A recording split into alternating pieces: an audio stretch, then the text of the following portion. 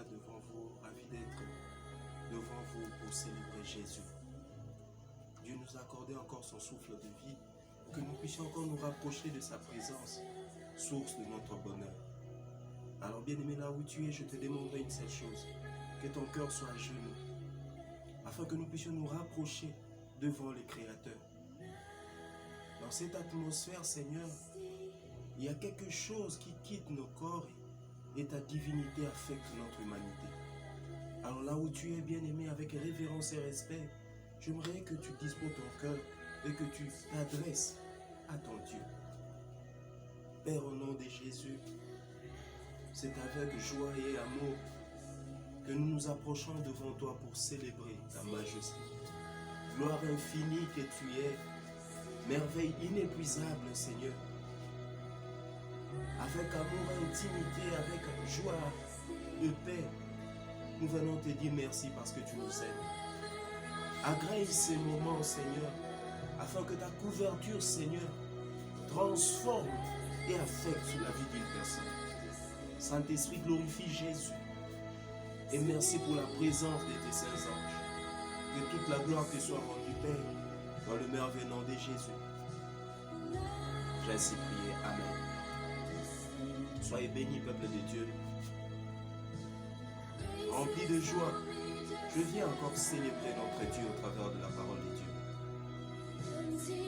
Nous continuons avec notre pensée l'amour véritable. Et aujourd'hui, nous parlerons encore d'un élément très important et capital. Et je sais et je crois, cela va changer nos vies. Cela va affecter nos vies.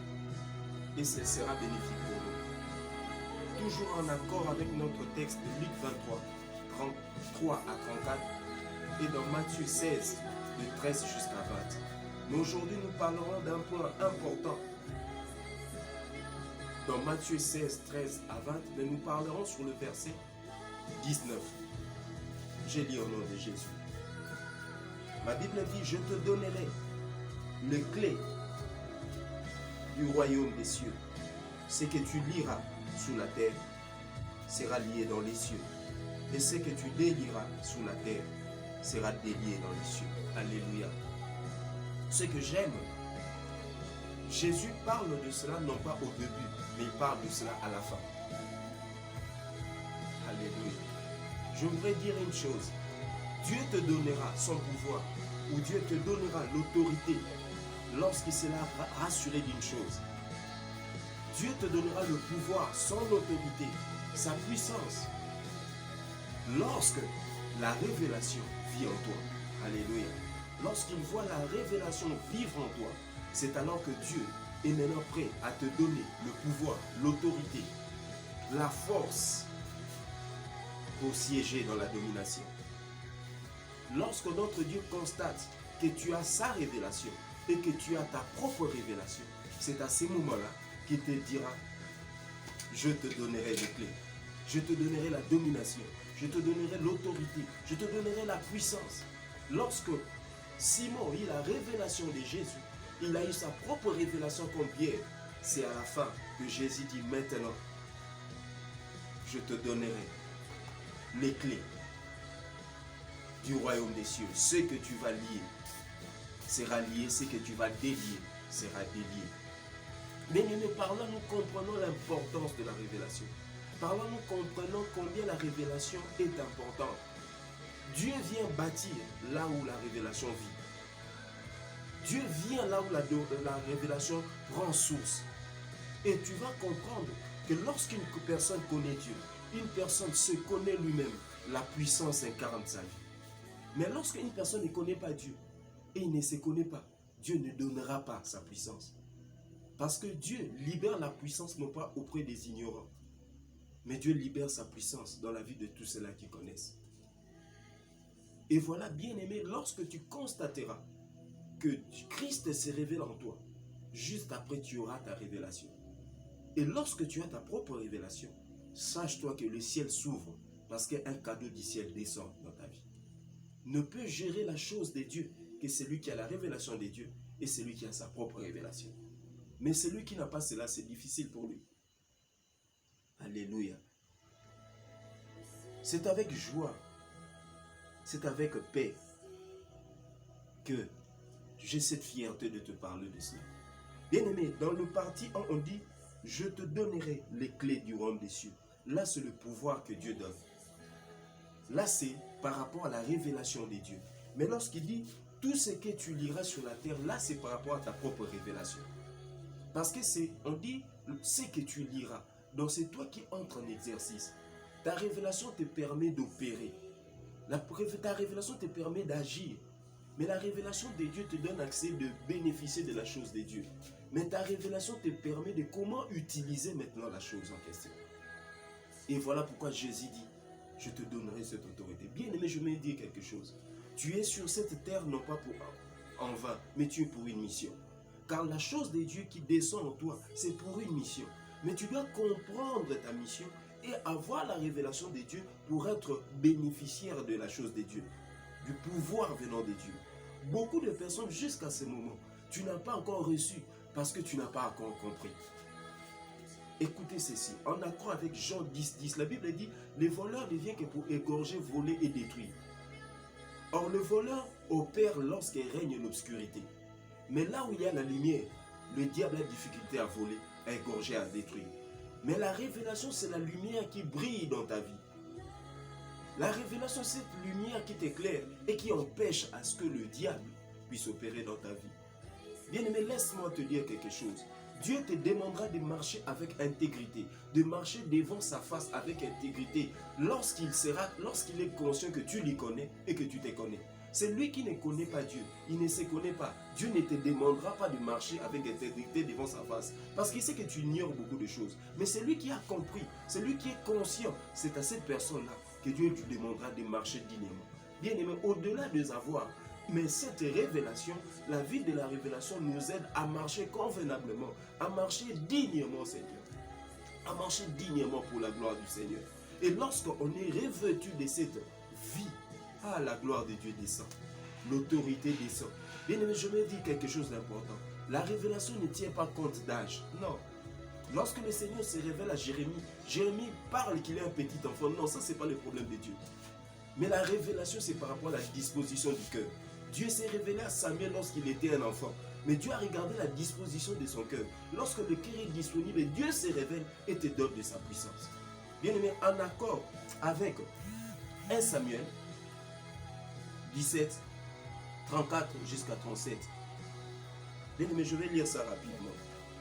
Rapidement, je vais lire ça. 1 Samuel 17. Nous sommes à 34 jusqu'à 37. J'ai lu au nom de Jésus. David dit à Saul, ton serviteur faisait paître les brebis de son père. Et quand un lion ou un ours venait enlever une du troupeau, je courais après lui, je le frappais, et j'arrachais le brebis de sa gueule. S'il se dressait contre moi, je le saisissais par la gorge, je le frappais, et je le tuais. C'est ainsi que ton serviteur a terrassé les lions et l'ours. Il en sera du Philistin et de cet incirconcis, comme de l'âne de car il a insulté l'armée du Dieu vivant. David dit encore, l'Éternel qui m'a délivré de la griffe du lion et de la patte de l'ours me délivrera aussi de la main de ces Philistins. Et Saul dit à David, va et que l'Éternel soit avec toi. Alléluia. Premièrement, David parle de la capacité qu'il a. Cette capacité qu'il avait, cette révélation de sa personne qui faisait à ce que tu puisses venir à bout du lion, de l'ours, épargner les brebis en cas de danger. Mais la deuxième chose, il dit, l'Éternel était avec nous. Donc d'un côté, il parle de sa révélation, de l'autre côté, il parle de la révélation de Dieu. Et c'est ça qui faisait la différence de David. David se connaissait, mais David connaissait aussi l'Éternel. Voilà pourquoi Dieu a fait qu'il soit un. Voilà pourquoi quelque chose du ciel est descendu dans sa vie. Voilà la raison pour laquelle le pouvoir est descendu dans sa vie. Voilà pourquoi Dieu l'a établi comme roi, parce qu'il avait la révélation de l'Éternel et ils avaient sa propre révélation. Bien-aimé, aucun obstacle ne te fera peur du moment où tu connaîtras ton Dieu et tu te connaîtras. Parce qu'une force céleste, une puissance d'en haut te guidera. Goliath n'était pas un obstacle pour David parce que David connaissait l'Éternel, il se connaissait. Et à cause de cela, le ciel s'est ouvert, il était rempli de l'onction de Dieu, il était rempli de la puissance de Dieu. Il était rempli de la puissance de Dieu.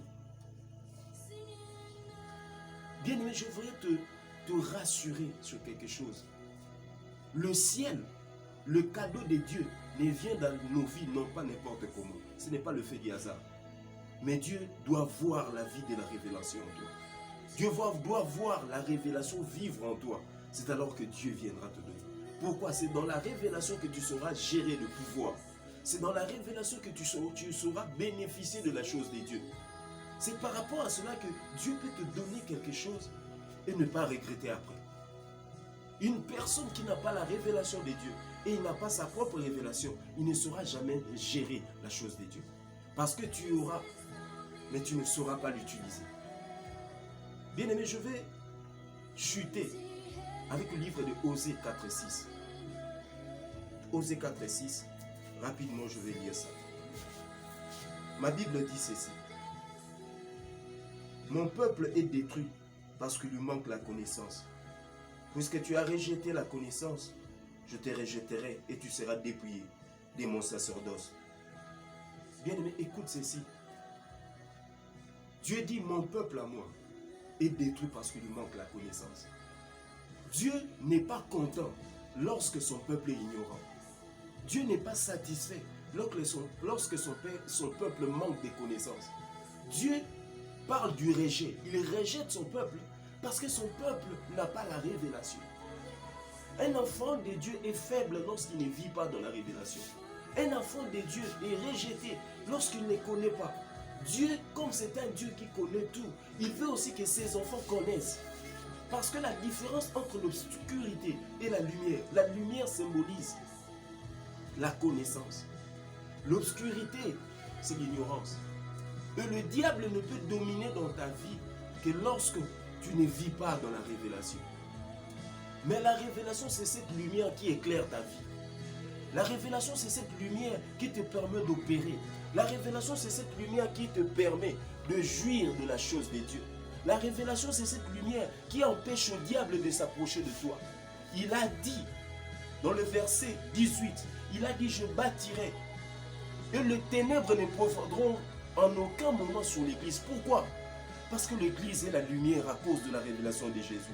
Cette lumière empêchera à ce que le diable vienne te toucher. Parce que cette lumière dévoilera tous les projets du diable. Le diable ne peut pas opérer là où règne la lumière parce que tous ses projets sont à nu. Et la révélation, c'est cette lumière qui éclaire et qui montre les faiblesses du diable. Pour que la puissance qui est en toi te donne la capacité de terrasser l'ennemi. Bien-aimé, la lumière qui était en David par rapport à la révélation a détecté toutes les faiblesses de Goliath. Afin que la puissance de Dieu qui est en lui puisse terrasser et renverser son adversaire. Bien-aimé, ceux qui vivent dans la révélation ne craignent aucun obstacle. Parce que la puissance de Dieu en eux les amène toujours dans un niveau supérieur. Bien-aimé, pour Dieu, je vais dire ceci. Le ciel s'ouvre, la bénédiction de Dieu descendra sur toi lorsque Dieu constatera que tu te connais et que tu le connais aussi. Et je sais que tu marcheras la tête haute. Je sais que tu marcheras en accord avec Dieu. Je sais que tu craindras le Seigneur parce que tu le connais et tu te connais encore. Tu te diras que je ne suis pas n'importe qui. Et bien aimé, lorsque tu te connais, tu connais Dieu. Dieu te donnera le pouvoir d'ouvrir et de fermer. Et lorsque tu le feras, le ciel sera en accord avec toi. Le ciel est en accord avec tous ceux-là qui vivent dans la révélation. Bien aimé, si ce parole t'a béni, je te demanderai en ces moments d'incliner juste la tête. De te dire, Seigneur Jésus, ta révélation, ma révélation, me permet de jouir de la chose céleste, de jouir de ton autorité. Merci Seigneur de permettre à ce que je puisse bénéficier de cela et de marcher devant ta face dans la domination, dans la crainte des dieux, dans la gloire. Merci Seigneur pour tout. Merci pour cette parole. Que toute la gloire te soit rendue au nom de Jésus. Bien-aimé, sois béni. Je sais que tu es béni. Je sais que la faveur de Dieu est sur toi. Et je sais que tu ne passeras pas à côté de ta saison. Que toute la gloire soit rendue à Jésus. Que la paix du Seigneur soit sur vous. Que le Seigneur vous bénisse dans le merveilleux nom de Jésus.